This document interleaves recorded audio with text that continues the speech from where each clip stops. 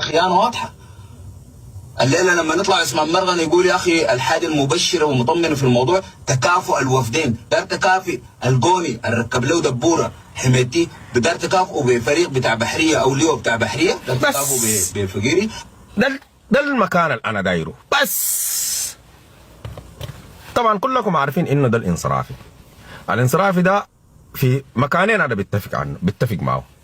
بتفق معه في الجزئيه بتاعت الكدمول، الزول اللابس كدمول الجنجويد اخر زول ده البرهان، انا بتفق معه في المكان ده. بس خلوني اركز معاكم في الجزئيه دي واركز في الجزئيه الثانيه وبقول لكم سلام عليكم. البرهان اكبر جنجويدي، انا لي سنتين بقول البرهان ده اكبر جنجويدي، لكن الجزئيه الاخيره وينه؟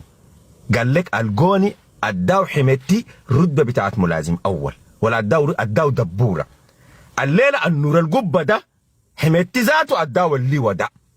امبارح في القصر الجمهوري وامبارح مع البرهان الهيئه بتاعت القياده والاركان الخريجين بتاع الكليه الحافين بيحيوا الجنجويدي من النور القبه ولا البرهان؟ الجنجويدي منو؟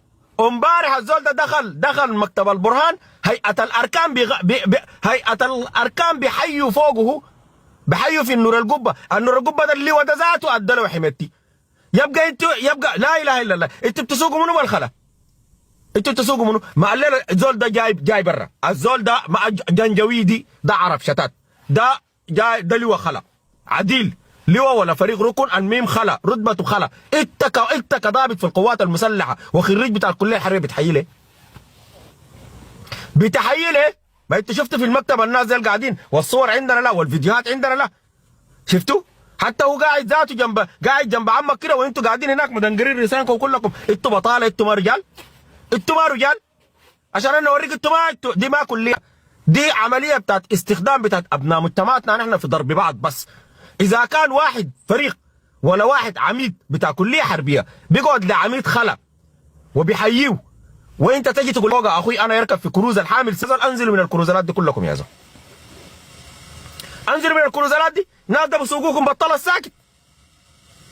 امبارح يجيبوا لك يقول لك قال والله عبد الله جنى فوق ويغنوا لعبد الله جنى، الليله ينزلوا عبد الله جنى يرفعوا لك ما اعرف النور القبه فوق، بعد شويه ينزلوا النور القبه يرفعوا لك ما اعرف حمدان دقلو، بعد شويه ينزلوا حمدان دقلو يرفعوا لك جمعه محمد حقان. الناس ده شغالين بينا زي برفعوا ده بينزلوا ده، برفعوا ده بينزلوا ده، برفعوا. انت داري تفهموا 200، انتوا داري تفهموا 200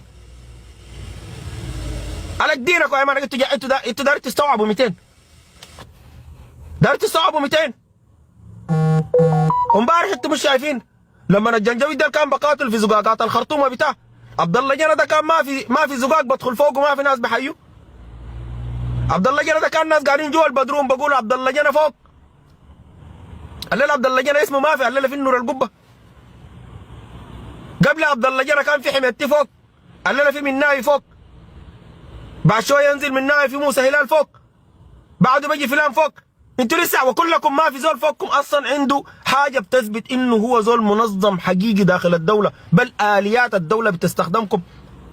لو مناوي آلة دولة تستخدمه، كم موسى هلال آلة دولة تستخدمه، كان عبد الله جنى آلة دولة تستخدمه، كم حميتي آلة دولة تستخدم، كلهم دي آليات الدولة بتستخدمها. وقيادات السياسيين المفكرين عبارة عن تجار بتاجروا بالآليات دي. زي زول بمشي المصنع بتاع بيشتري له بانتورا ولا بيشتري له 23 داير له زول راسه مليان او داير له زول رجله عرجه كده مكسوره بتاع، ما عنده هدف، ما عنده رجوع ورا، ما عنده حاجه يفكر فوقها عشان يخط في الكروز بتاع 23 ده عشان يقدر يضرب له ناس كتار، عشان يجيب له عائد مادي كتير.